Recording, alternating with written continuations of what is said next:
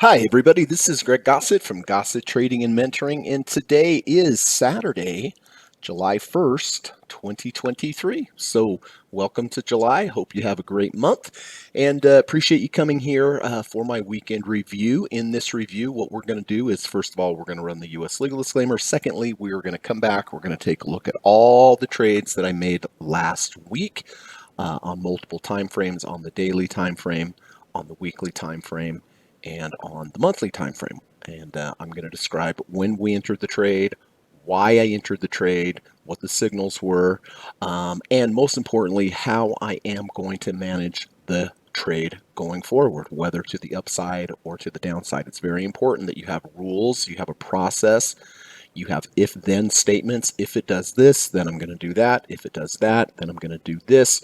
You have to have a full process or plan as far as entering the trade, position sizing for the trade based upon volatility. Where is your emergency stop? Where is your end of day stop? Where are you going to take partial profits? At what level are you going to tighten up your trailing stop level? I'll go through, explain all these things in all the trades. It was a great, obviously, it's a great week in the market. Very, very strong for the bulls. I did have some short positions as well, and I'll describe those. And so after we're done with that, I'm going to do a little segment on trader psychology or trading words of wisdom, things that hopefully will be helpful for you into your trading. And we'll spend a few minutes on that. After that, I have gone down through my master watch list, both on the daily time frames and the weekly time frames. I have identified some potential trades that I'll be looking for next week, and I'll explain my process and what I'm looking for, and hopefully that will be helpful for you to get an idea of what I look for, big picture, in all of my trades. So hopefully this is going to be helpful. Oh, and by the way, I am going to highlight the S&P as well today, kind of where we're at. There are some bearish signals that I see, although the market looks very bullish, but from a MACD perspective, RSI perspective, ATR channel perspective, there are some warning signs that I am starting to see, and I'll explain what those are. So hopefully that will be helpful for you. So let me get this U.S. legal disclaimer out of the way. It's going to take about 40 seconds, and I will be right back. So hang tight. Thank you. This video or live broadcast, like all instructional materials produced by Gossett Trading and Mentoring LLC, is created and published for informational and educational purposes only. Please carefully read and or listen to the U.S. government required disclaimer before watching this video or live stream broadcast. The video link and disclaimer text are located in the description section of this video or live broadcast, here and here. Thank you so much. All right, thanks for holding through that with me. And so I'm going to go through all these trades here. I'm going to show you what my rules are. Because of time, I can't exactly go into all the nuances and all the rules. So if you like what you see here, I just want to remind everybody, I do teach private one-on-one lessons in the evening time via Skype. I teach a 15-hour course, 5 sessions. Each session is each session is 3 hours. And I will show you and teach you step by step all the 5 different trading approaches that I've been using for the last 28 years as a professional trader. It's a great course. I've taught people from all over the world. I think the best way to learn any trading approach, or actually anything, is one-on-one with a qualified instructor. And so if you're interested, my email is in the link of this description. All you have to do is reach out to me. It does cost $1,750, but it is a really good course, and you will learn a skill that you can use for the rest of your life. So, and I'll talk a little bit more about that at the end of the or as we get closer to the end of the podcast. So, all right, this has been a great trade. This is Lyft, LYFT. I shorted this back here on the 9th of June with a confluence and combination of multiple entry signals, and that's what I recommend. Looking for multiple entry signals gives you a better chance to have a profitable trade. So I did short back here at 10:59. Why did I do this? Well, 2 reasons. One, at the time we went above the 70 RSI and we closed below the the 70 RSI. That was one of the triggers. In addition to that, we had what is called a V1 entry signal to the downside. Now, if you want to learn more about V1s and V2s, I use them all the time. They're a big part of my trading. You can go to my YouTube channel. There's a free video there in the lessons playlist, V1, V2 entries. You can use them to the upside and to the downside. This one's to the downside. A V1 consists of two bars, bar 1, bar 2. Bar 2, in a bearish sense, when it's a bearish V1, has to go above bar 1's high. So this bar definitely went above this high and then close below this bar's close. So those are the two entry signals. Went above 70, below 70, also created a V1 to the downside. Now, whenever I enter a trade, I have two stops. The first stop in is an emergency stop. And this is in the worst case scenario, and I can figure out exactly how much I am willing to lose on a trade by just using this simple equation. I take 1% of my total capital.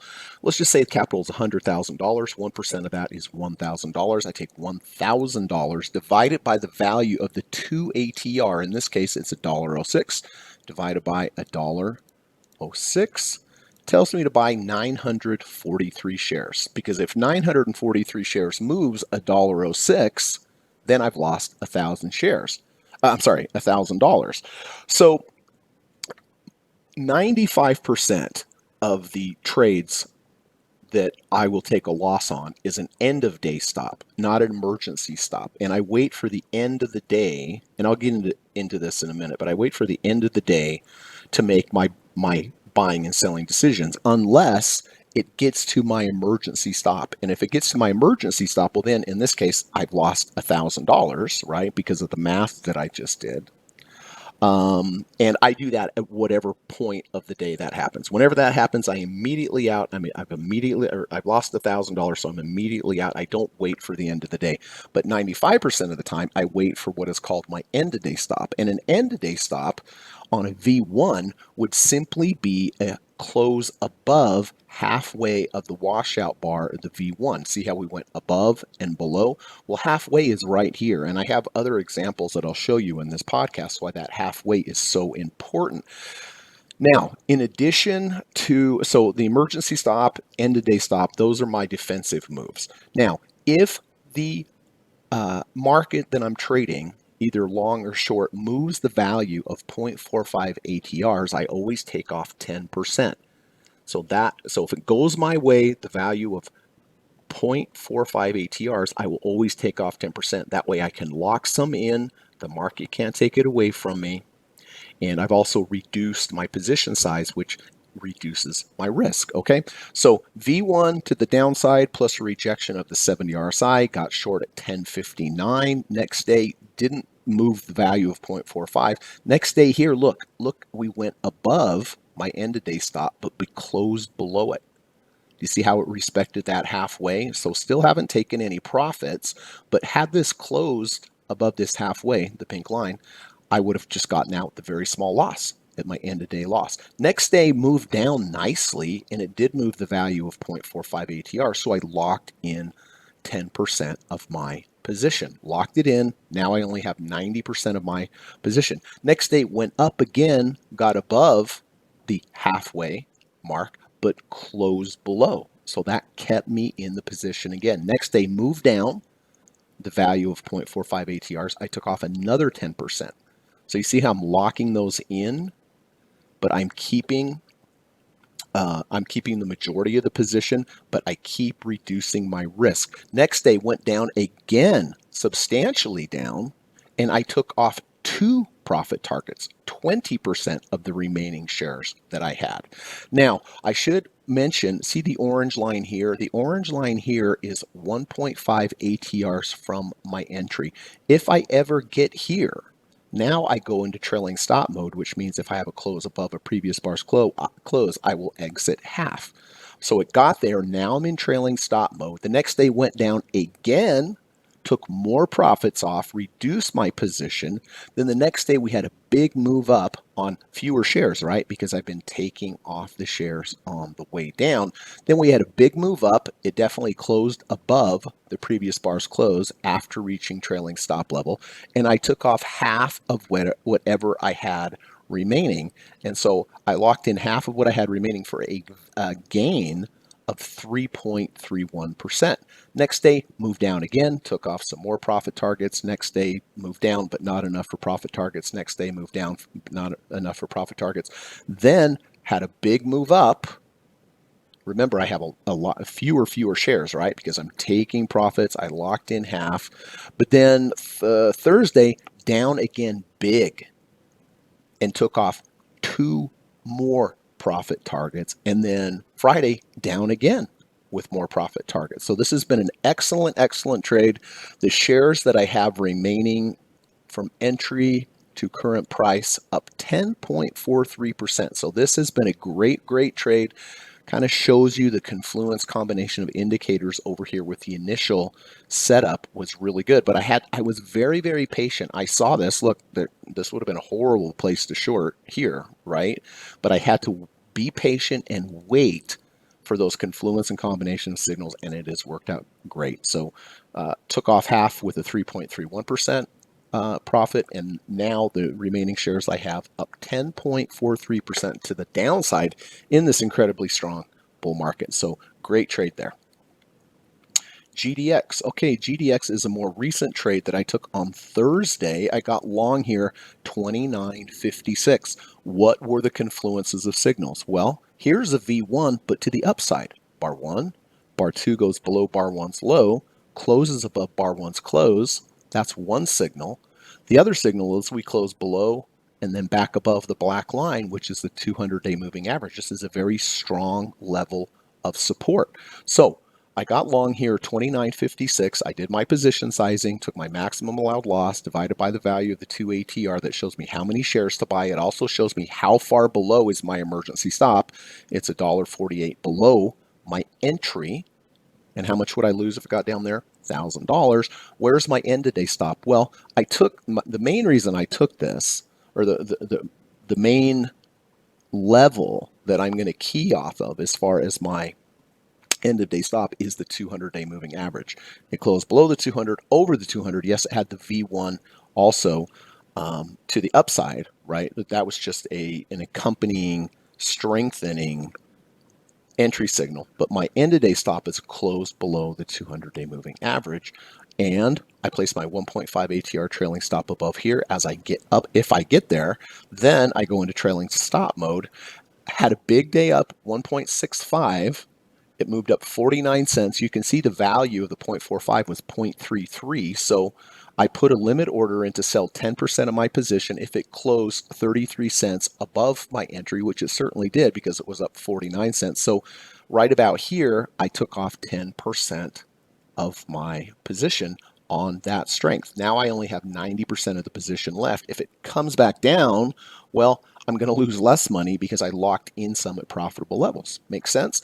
So place my 1.5 up here. If I get to that level, then I go into trailing stop mode, which means if I have a close below previous bar's close, then I will get out of half. Again, if you're new to this channel, you're probably thinking, wow, that is a lot of rules.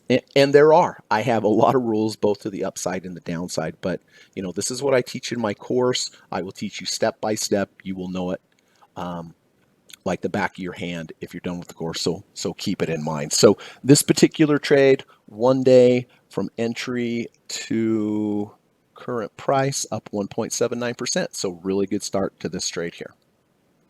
Silver. Yeah, the metals have been moving. Okay, I bought silver here back on the 23rd of June. What were my entry signals?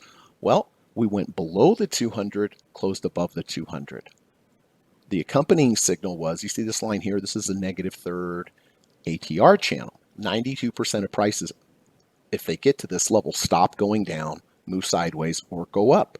So confluence of signals, intraday rejection of the 200 and intraday rejection of the negative third ATR channel. I got long 20.56. I position size, placed my position size correctly, based upon what I just showed you about dividing your maximum allowed loss by the 2 ATR value. Place my emergency stop exactly what the value of the 2 ATR was on the day that I purchased it.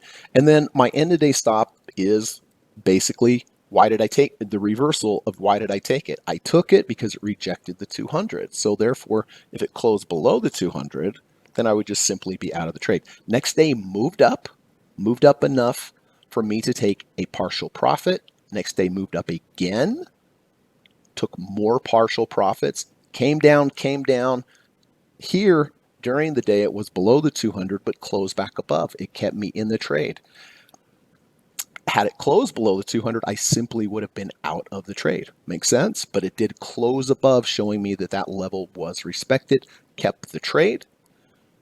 Friday opened, went below, but again, closed above. I have to wait for that closing price. This particular trade, again, took 20% off of the trade, and the remaining shares that I have up 1.53%. New trade that I took on Friday, FYX. FYX, have you heard of it? Probably not. This is the Japanese yen. You can see the Japanese yen has just gone down like crazy. I mean, look at this. Just horrible. Down, down, down. But is there a bottom? Well, we'll see. But I was just waiting for a valid entry to get in. And what were my signals? Well, the initial signal was it was under 30, over 30. You see how the RSI is 30.72? Well, look back here on the day before. It was 26.08. So not over 30. I would only buy it if it went over 30. Well, it did. Now it's 30.72. It went over 30 RSI. So that was my signal. But in addition to that, I want to point out, if you've been listening to this podcast, you've heard me talk about what are called abandoned babies. And let me highlight the abandoned baby here. Right here. What does that mean? Well, do you see how the day before the abandoned baby, we gapped down? We gapped down. Well, Friday, we gapped up. This is a very, very strong signal, everyone. I work with these a lot. They don't happen very often, but when they do, they are very, very strong. So my combination of indicators were abandoned baby, day before, we gapped down, and then we gapped up. Why is that important? Well, when it gapped down, something must have been bad. When it gapped up, something must have been good, in addition to the valid signal of the close under 30, over 30. So I got long here, 64.50 based upon the under 30, over 30, and the abandoned baby. I position size correctly. I placed my emergency stop 2 ATRs below. My end of day stop, well, why did I take the trade? Under 30, over 30. Therefore, in the future, if it just simply closes below 30 RSI, done with the trade. Place my 1.5 ATR trailing stop level up here, 1.5 ATRs above my entry. And now I know exactly what's going to happen. If it moves up, I'm going to take partial profits. If it gets to my trailing stop level, then I'll go into trailing stop mode. If it closes below 30 RSI, I'll simply get out. If it goes way down and gets to my emergency stop, I'll just immediately get out. Not how much will I have lost? $1,000 based upon the numbers that we were talking about. So this is up a little bit, up 4 cents, but just basically call it break even at this point. All right, Qs. All right, well, this is an interesting one.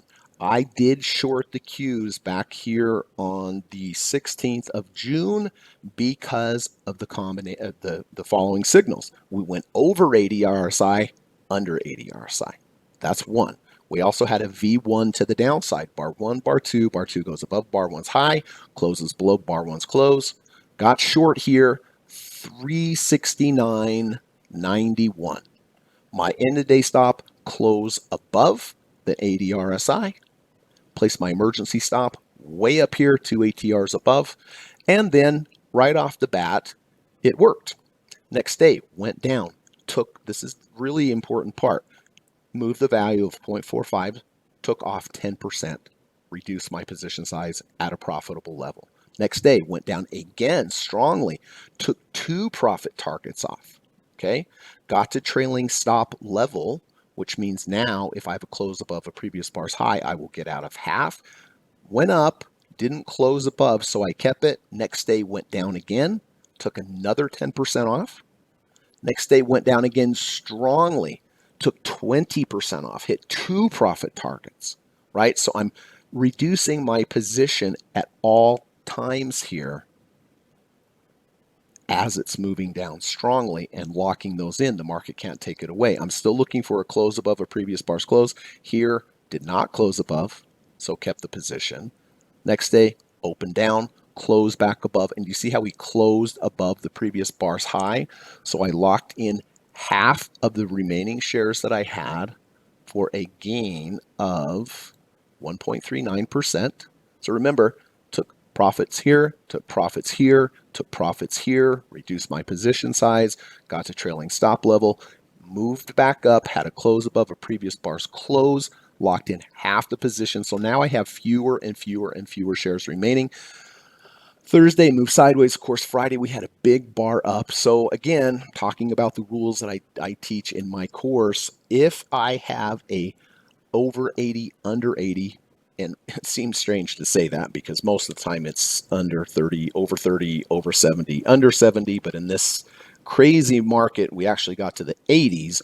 But if I took a over 80, under 80, gets to my trailing stop level, and then it gets back to my entry point, I just get out because I'm not going to give up this huge gain and have it turn into a loss. Well, on Friday, it got back to my entry point. I simply got out, break even. But overall, is this a positive trade? Yes, because I took profits here. I took profits here. I took profits here. I took profits here. Then here, when we had the close above the previous bar's close, locked in half the remaining shares that I had, locked in a gain of 1.39%. And then the second half, when it got back to my entry point, got out on the remaining half even. So, pretty proud of this trade, actually, because of how strong the market's been. And it shows you how and why the rules that I implement are so important. Because if I would have shorted here, I would have had all this profit, woo-hoo-hoo, and then give it all back, which is not fun. But because of the profit taking rules that I have in place and the trailing stop levels that I have in place, this was, even though the remaining shares were break even, this was still a wonderful and beautiful short position in this strong market. Okay, so those are the dailies. Just quick recap: remaining shares on Lyft up 10.43%, GDX up 1.79%, silver up 1.53%, FYX just about even, and Qs on the remaining shares at break even. So let's go over to the weeklies. My gosh, I have been talking about IBM for, it seems like, months, and it literally is months. Okay, let's go all the way back. I'm actually almost looking forward to getting out of the trade because I'm tired of talking about it because I've been doing it for weeks. IWM, I bought this all the way back on October 14th, 22 on the weeklies. Weeklies close on Fridays. So I wait for Fridays to make my entry. Orange line here, 300-week moving average. Very important level. I teach this in my one-on-one stock course. But on this week, during the week, we went below the 300 and then closed above the 300. Okay? So I position size, place my emergency stop 2 ATRs below. If the next Friday or any Friday in the future closed below the 300, I would simply be out. Okay, place my 1.5 ATR trailing stop level up here. If it gets there, then I go into trailing stop mode. Next week, went up nicely, took some profits. Next week, went up nicely, took some more profits. Got to trailing stop mode. Doesn't mean I do anything, but it just means I'm in trailing stop mode. So if I then in the future have a close below a previous bar's low, I get out, had another big up bar, took more profits off, moved sideways. Then here we finally have a close below a previous bar's low after reaching trailing stop level, got out of half of my remaining position for a gain of 6.53%. Then we moved back down, no profit targets, but it held above the 300. Then we had this next huge move up here, took profits off here, took profits off here, took profits off here, and a very, very high level. Then we go straight back down. No profit targets to be taken. Look, we bounced at the 300, closed above, kept me in. Next bar, went down below, closed above.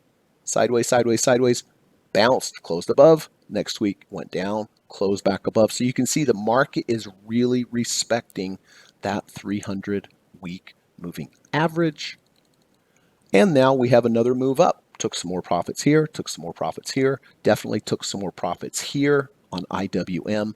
So kind of shows you how all of these rules, the trailing stop rules, the taking partial profits, how they all go hand in hand. You know, any sports team, championship sports team, has to play offense and defense, and in trading, it is exactly the same thing. You have to play offense and defense. Remaining shares that I have on IWM up 10.64%. XLF, another weekly trade. Bought this back here on the 24th of March. What was my entry signal? Bounce at the 250-day moving average. Got long here, 30.71. Position size, place my emergency stop. Where'd my emergency stop go? Guess it's not on this one, but it's 2 ATRs below. Place my 1.5 ATR trailing stop level up here. Next week, moved up strongly, took some profits. Next week, went sideways. Next week, moved up strongly, took some profits, got to trailing stop level. Now I'm looking for a close below previous bar's low. Went below, closed above, kept me in. Went below, closed above, kept me in. Sideways, sideways, sideways. Moved up again. Last week, or the week before last week, was the first close below the previous bar's low. So I got out of half of the remaining position for a gain of 6.25%. And this week, of course, we moved up again, took some more profits on this strong move up, and the remaining shares that I have on this particular trade up 8.93%. Pretty good. All right, XLRE, here we go. All right, I bought XLR back here at 36.32 on the 2nd of June. What was my entry signal? Higher low V2. Now, I've talked about V1s today, but what are V2s? V2s consist of 3 bars. Bar 1, bar 2. Bar 2 goes below bar 1's low. Bar 3 closes above bar 1's close. And this is what is called a higher low V2. Higher lows mean previously you have to have closed below the 1 ATR channel, rallied into the value zone, pulled back, create a V1 or V2 in the value zone. The value zone is between this green line and this green line. Well, here's the V2. Here's my entry, 30.62. Where's my stop? On a V2. Halfway of the washout bar is the important Fibonacci level. Okay, so got long here, 30.32. Next week went up, took some profits off the table. Next week went up again, took some profit targets off the table. Next week came down. Remember, here's halfway the washout bar, meaning if I have a close below this level, I would simply get out of the trade. Well, look, we got very close, but it held. Last week, look, we literally touched it and then reversed right back up. So those halfway marks, whether it was the short that I talked about on lift or whether it was this particular one, you can see that level's real. It held, and moved way up. Again, took some profits off on the strength of that bar. This particular bar, or this particular trade, up 3.66%. Okay, monthly trade. Wow, this was a whopper. I also like to trade on monthlies. Monthlies, you take the trade at the end of the month. Well, I took that at the end of May. Why? Well, I'm looking for the level that's rejected below 200-day moving average, or 200 monthly average. You see how we tested the 200, closed above, tested the 200, closed above. Here, tested the 200 again, closed above, gave me a very good risk to reward ratio because my position size, placed my 2 ATR emergency stop below. Where was my stop? Well, if this month would have closed below the 200, I would have simply gotten out of the trade. But look at this monster moved up. It moved up so far this week that I took off 2 profit targets. Profit targets $3.02. Well, it moved up over $6.50. So I took off 10% here, took off 10% here. Not to trailing stop level yet, but this particular trade up. Let's see. Sorry, I did that last week a little different. Get a little bit more accurate here. There we go. Up 18.25% from entry. Really, really good one. By the way, earnings are coming up here on the 27th of July. I am not going to hold through earnings. I never do. So before earnings, I will exit the trade. So this particular trade now up 18.25%. So just to recap on the weeklies and the monthlies, IWM remaining shares up 10.64%. XLF remaining shares up 8.93%. XLRE remaining shares up 3.66%. And then on the monthly on Southwest up 18.25%. So yeah, great week, great trades. They don't always go this way, but the market's been very, very strong. So really great week, and hopefully showing you those trades give you a little idea of what's important to me and what I look for in trading. Let's talk about trader psychology and or good trading words of wisdom. This is from Christopher Uhl, good friend of mine on Twitter. You can follow Chris at 10 Minute Trading on Twitter. He has a great podcast to listen to. I've been a guest on his several times. This is short and to the point. Successful trading is spending 90% of your time waiting. And this is the truth, everyone. You don't need to be trading all the time. Look at the Southwest Airlines. Look at the Lyft. Look at a bunch of the other trades that I just showed you. I waited patiently for those markets to show some kind of life, to give me some kind of entry signal.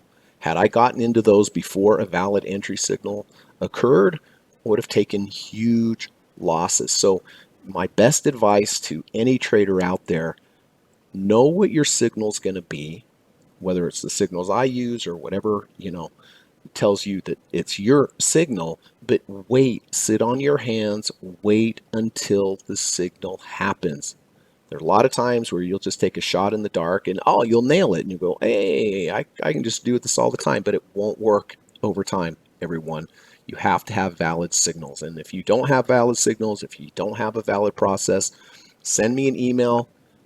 Take my course. I will show you what I've used. Everything that I use and what I teach are very valid, good, principled trading approaches. But regardless of whether you take my class or regardless of you have your own signals, wait, sit on your hands, be patient. Like Chris says, successful trading is spending 90% of your time waiting. And in trading, we always feel like we should be doing something, but sometimes doing nothing and sitting and waiting is the best thing that you can do. So I'm very passionate about this. It's very important. So wait for your signals before you take the trade. Thank you, Chris. Hope you're doing well. And please follow Chris at 10 Minute Trading on Twitter.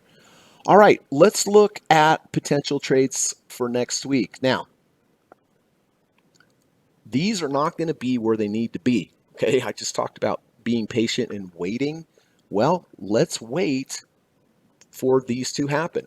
Now, first, start here, Anheuser-Busch. Okay, I need some level, right? I need to be patient and wait for a level. Okay, Anheuser-Busch. Well, look, here we have an abandoned baby again. Gap down, gapped up. This is a very strong signal, everyone. Does it mean I'm going to buy here? No, I'm not going to buy here yet. I need a valid signal. Well, when I look at Anheuser-Busch, I see two levels of potential support that make sense to me and would make sense to the market. Here's the 250-day moving average. Here is the 300-day moving average. Here's the 200. Now, you could buy if this closed above the 200-day moving average. It's not my ideal. We have this big gap here, right? Abandoned baby. This is very strong. But what I would like to see is this to pull back, reject the 250, or reject the 300. Those would be the levels where I could position size correctly. Now I know exactly where my line in the sand is. Let's just say next week we backfill, go under the 250 and close back over, giving a good risk to reward ratio. That would make sense. Or if it backfills all the way to the 300, that would make sense. So what I'm looking for is next week is some kind of rejection, either close under, close over the 250, or close under, close over the 300, or an intraday rejection of the 250, or an intraday rejection of the 300, or I might add a bounce at the 250 or a bounce at the 300. I know this probably sounds like, oh my gosh, he's got a lot of rules, and I do, but just trying to point out here what I'm looking for. Some kind of rejection, test and rejection of the 250 next week, some kind of test and rejection of the 300, especially because we have this abandoned baby here. I really like that. So that's what I'm looking for on Budweiser. GDX. Okay, well, I'm already in this trade because of the close under, close over the 200, talking about rejection of a level. But if I wasn't in this trade and we pull back, very likely we could pull back. Next week, if we pulled back, retested the 200, gave a good risk to reward ratio, that would be an interesting trade for me. If not, and it just keeps moving up, well, good for my trade, right? But if I was looking at this for a new trade, yes, we rejected the 200. We've closed back above. Any pullback and any kind of rejection of the 200 would make sense to me if I was not in this trade. Morgan Stanley.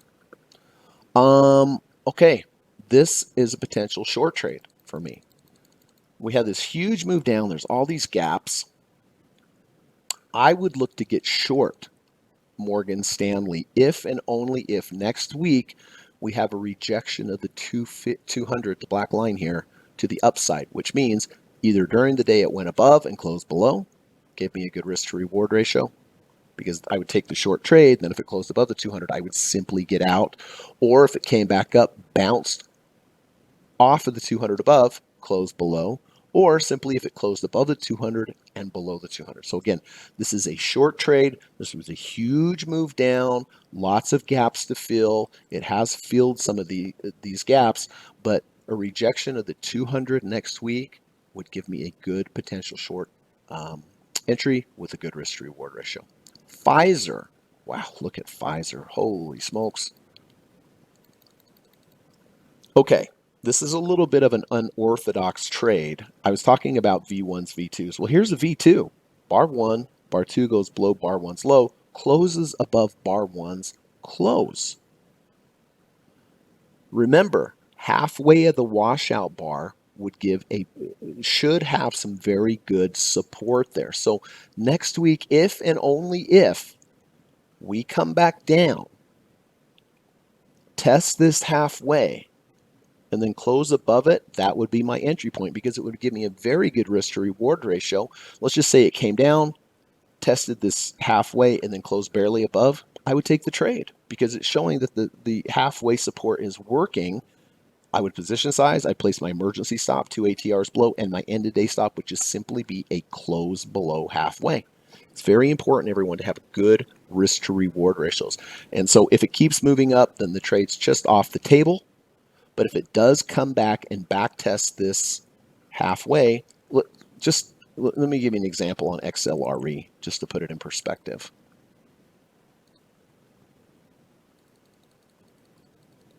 Just like this, right? Here was my V2. It moved up. It did come back and back test. See that?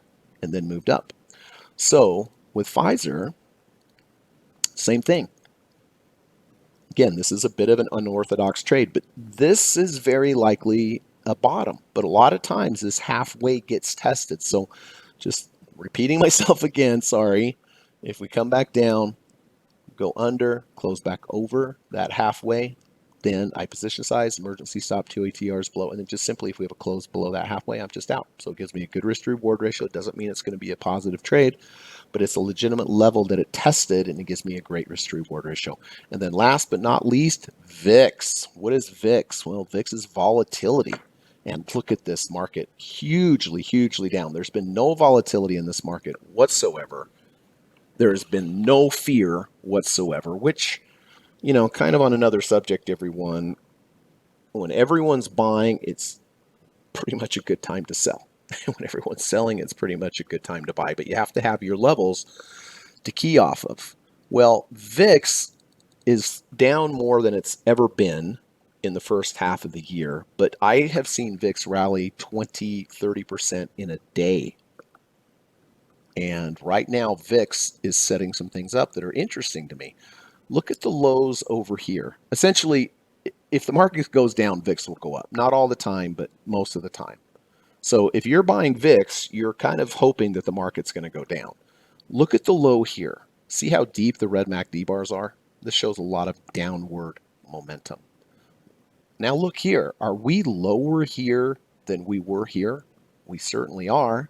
But you see how there's not even any red bars here? If this is lower than here, if it's valid, you should have deeper red bars here than you do here. But we are now lower here than we are here, and there's no red bars. What does that mean? Well, essentially what it means is that you're running out of downward momentum. You're just running out of momentum. Looking at it visually, no. It looks like it's very, very strong. But from a MACD perspective, you are running out of sellers. And if you run out of sellers, it's probably going to go up. But I still need the signal. Right now, we're 25.52. I'm not going to buy the 25.52. I need it to close over the 30 RSI. That would be my signal. And look, we're forming a potential V2 here. Here's bar 1. Bar 2 goes below bar 1's low. If bar 3 on Monday closed above this close, it would be a valid V2. It would also be an under 30 over 30 in the context of a double bottom and bullish divergence. Again, you're probably saying, Greg, there's just so much stuff here, but this is what I teach in my class. And when you're done with this course, you will, if I told you this, you'd go, oh yeah, totally get it. And I won't let you go until you get it. I promise you that. But VIX is very, very interesting to me at this point. One, because everyone hates it. But two, double bottom, bullish divergence, MACD divergence here, which is super interesting. Look at the negative third ATR channel. This is the thick green line here. Do you see how we closed above it? Remember, 92% of the time it holds. In this particular case, it has not held. This is one of the 8%. But from another perspective, on VIX, we did go under the low of 2 days ago and close back above. So it tested the lows under here and reversed back up here. So a lot of things going on with VIX. Double bottom, bullish MACD divergence, closing above the negative third ATR channel, but I just need, talking about patience, waiting for your signal. What's your signal? Under 30, over 30. We're at 25.52. We could potentially close back above. I want to show you something intraday on VIX as well. This was the close on Friday. You see, most of the day we move sideways, sideways, sideways, sideways, sideways. 10 minutes to go before the market, we just fell off a cliff. Whoa, wait, maybe we didn't. Look at the closing price of VIX on the 5-minute during the day. That was a huge move up at the very end of the day, the most important part of the day. And the smart money at the end of the day usually makes their move. So you see what happened there? Let me take you to the Qs, by the way. Look what happened from the Qs. Big sell-off at the end of the day. Now, big picture, does it mean anything? I don't know. But I would say yes. I would say yes, especially on the VIX. Especially the fake out, the move down, and then the immediate reversal back up. So that's really what has me interested in the VIX. But back to the daily, what's the valid signal? Being patient, wait for the valid signal. Close back over 30 RSI. Just wait for the close back over 30 RSI. If it comes, then I will be entering VIX. I'll position size. I'll place my emergency stop 2 ATRs below. If it, say it closed at 31, next day it closed under 30, like 29, I'd simply get out. So that's what I'm looking for on VIX, is a close back over 30. So just to recap, on the daily, Budweiser looking for a pullback, some kind of rejection of the 250 or the 300. gold, I'm already in this trade. But if we come back, retest the 200 with a good risk to reward ratio, that would also be a potential entry signal. Morgan Stanley looking for rejection of the 200-day moving average for a short. Pfizer looking for a pullback and test of halfway of the washout bar on the V2. And VIX under 30, over 30, still not there yet, but if it closes back above 30, I'll be interested in getting in VIX. And by the way, these could all happen on the same day. Does that mean I would take all the trades? No. I like to limit myself to the one trade per day, the best trade. And again, they could all trigger on Monday. But if they all did trigger on Monday, I would have to wait, look very carefully, multiple time frames, which one has the best risk to reward ratio, which one has the most confluences, combination of indicators lining up, which one looks best on multiple time frames. And I'd have to, it's like a treasure hunt, I'd have to narrow it down to the best one. And again, this is what I teach you in my one-on-one course. So those are the dailies. Let's go to the weeklies.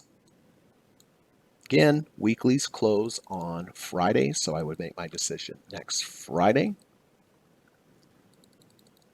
Now, none of these are going to be where they need to be. So here is CRM. Here's Salesforce. Well, 200 week moving average here makes a lot of sense. But if and only if, see here, we had this previous high, we had these highs, this acted as resistance, and we broke back above it. Well, now these highs are going to act as support. This support here is lining up perfectly with the 200-week moving average. So next week, and only if this happens next week, I will consider getting long CRM on the weekly if we pull back and test the 200-week moving average, which means it either goes under the 200 during the week, closes back above. That would be one potential, or comes back down, bounces out the 200. So that's simply what I'm going to looking for. Some rejection of the 200 next week, especially in light that now this previous resistance here as support. So that's what I'm looking for in CRM. Google. This is a little unorthodox as well. I don't know if it's going to get there, but if it did get there, okay, previous high acting as resistance. Well, we certainly broke through that resistance, but now this old resistance is going to be support. So for if any reason, not likely that it will happen, but if any reason we come down, you see the dotted line here, this is the 50 EMA. This makes a lot of sense because it dovetails here exactly with that previous resistance, which is now support.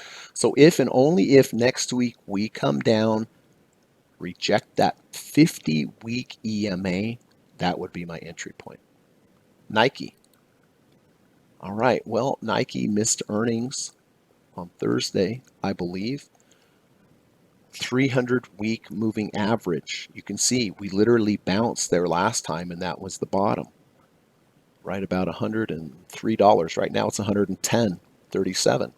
So if it comes down next week at the end of the week and rejects that 300-week moving average, meaning it went below, closed back above, just like on the IWM trade I showed you, or bounces, that would be a good risk to reward ratio. 300, the market has already showed that 300-week moving average is respected. If it keeps moving up, great. I won't take the trade. If it comes back down but doesn't reject the 300, great. Won't take the trade either. But next week, if it does reject the 300, I will consider taking Nike. Pfizer. Well, interestingly, on Pfizer, we have a double bottom bullish divergence. Here's a low. See how deep the red MACD bars are? Then we rally into green. Now we went lower than this low, but there's no red there. So that's a double bottom bullish divergence. Doesn't mean I just take the trade, but it's a great large picture context of what's going on with PFE. But entry signal, what's the entry signal? Well, it's a 34.49, so I'm just looking for some kind of rejection of the 30 RSI. If it goes down, doesn't reject the 30, I won't take the trade. But next week, if it does go under the 30 during the week, close back over the 30 at the end of the week, I will enter and use the 30 RSI as my end of week stop. but only if it rejects the 30 RSI, especially in light of double bottom bullish divergence. And last but not least, XLU. Two options on XLU. If we close above the 200-week moving average, I would potentially take the trade. Right now, we're below it. It's 65.46. We close at 65.44. So the resistance of the 200 is still above us. So if it were closed back above the 200, nice gentle close, giving me a good risk to reward ratio, that is a potential. Or, and ideally, I like this trade better, if we come back down, test this 250 week, we go below it during the week, close back above it, or bounce at the 250 week moving average, that's the option. So ideally, a rejection of the 250. Another option is if we close above the 200, a nice gentle close, not giving me a good risk to reward ratio, I would consider that. So real quick recap, CRM, looking for some kind of retest of the 200 next week. Alphabet, looking for a rejection of the 50-week EMA. Nike, looking for a rejection of the 300-week moving average. Pfizer, looking for a rejection of the 30 RSI. And XLU, ideally rejection of the 250 or a nice gentle close above the 200. Now, let's talk about the S&P in general. I told you there's some things that concern me about this market. Okay, I talked about double tops, bearish divergences and bullish divergences. Well, this is what's going on with the S&P. Look at the high we had up here. Tall green bars showing a lot of momentum to the upside. Now we pulled back. We painted some red MACD bars. And look at this. On Friday, yesterday, we went above this high. So we actually went higher than this high. Where are the MACD bars? They are not there. Here we showed lots of strong movement with the strong tall MACD bars. Then we pulled back into the value zone, by the way, red MACD bars. Now we went higher than this high. No red bars to be seen. You know, I studied one-on-one with Dr. Alexander Elder. He believes that double bottoms, double tops with divergences are some of the strongest signals out there in technical analysis, and I do believe him. I see this all the time. And so this is what's going on with the S&P. Yes, we went higher, but it's not confirmed by strong MACD bars here. In addition to that, these are the ATR channels, 3rd, 4th, 5th, 6th. Here we got to the 3rd, 4th, like 5 and 7/8. Now we're higher. We're not even to the 3rd. So that's what's called an ATR divergence. Also RSI. Look at the RSI on this top. Way up here. Now we went higher. Way down here. Not even close as high. So we have a double top bearish MACD divergence. We have a double top bearish ATR divergence. We have a double top RSI divergence. All that means is that this move that has happened does not have the same strength as this move, or in other words, essentially the buying power is running out. And all in all, that is bearish. So what I'm saying, I believe we're getting toppy in this market. I know it's been strong. Everyone's made a lot of money. But please be careful. The technicals don't lie, and the technicals are showing these divergences give us a very strong chance that we may be coming down. All right, so just keep that in mind. So, you know, I've been talking about my one-on-one course. It's a great course, everyone. I've taught people from all over the world. I've taught people from absolute beginners all the way up to seasoned hedge fund managers. The course I teach is great. It's 15 hours, 5 sessions. Each session's 3 hours. I teach you, we go through, I teach you step by step every single approach that I use. I know you'll be happy that you've taken this course. It does cost $1,750, but like I said, it is well worth it. My email is in the link of the description. All you have to do is send me an email, say, hey, Greg, I'm interested in taking your course. I'll say, great. let's set up a Skype call. Skype call is free. I promise you it's not a sales call. I just want to learn more about you, your trading challenges, your goals. It's a great time for you to ask me any questions about the course. And then when we're done with the call, it's totally in your hands from there on out. If you want to, take this course with me, you'll have to reach back out to me. And I hope you do, because I will teach you everything I know and you're going to learn a lot. If you like online courses, I have a great online course available at udemy.com. The link's in the description. It's very affordable. It's between $12 and $15.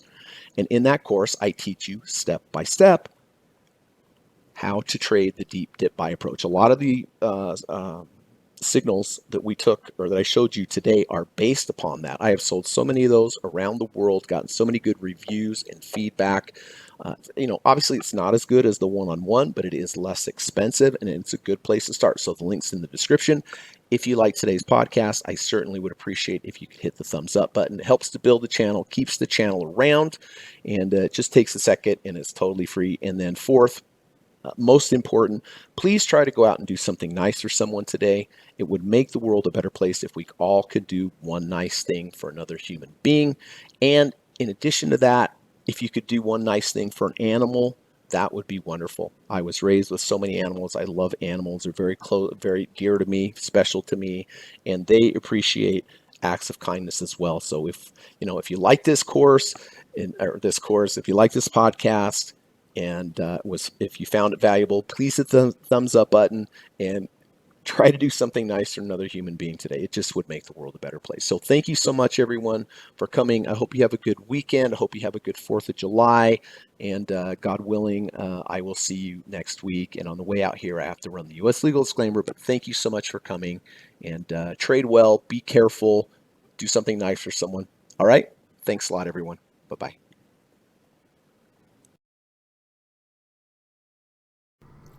U.S. government required disclaimer. Stock, options, futures, and forex trading is not appropriate for everyone. While there is a potential for large rewards, there is also a substantial risk of loss associated with trading. The material in this video or live broadcast is not geared towards any particular individual or to any particular financial situation and is not intended to meet the particular investment objectives of any viewer. This video or live broadcast, like all instructional materials produced by Gossett Trading and Mentoring LLC, is created and published for informational and educational purposes only. Any and all information contained in, implied, or referenced by this video or live broadcast is not to be construed as investment advice, and no representation is made that any individual or entity involved in production of this video or live broadcast is an investment or financial advisor or is registered or authorized to give any financial advice. We are publishers and educators only. Therefore, the various producers of this video or live broadcast will not accept liability for any loss or damage of any kind which may arise either directly or indirectly out of the use of any of this material, including any loss of profit. No representation is made that any account or investment will or is likely to achieve the profit or losses demonstrated. We recommend consultation with a licensed and qualified professional before making any investment decision. This video or live broadcast is not to be construed as an offer to buy or sell any security, financial instrument, or financial product of any kind. Notice is hereby given that any individual or entity involved in production of this video or live broadcast or their clients may have an interest in any security, financial instrument, or financial product mentioned or referenced. Any simulated or hypothetical performance result depicted does not represent actual trading and therefore may under or overcompensate for the impact of various market factors such as lack of liquidity. Thank you.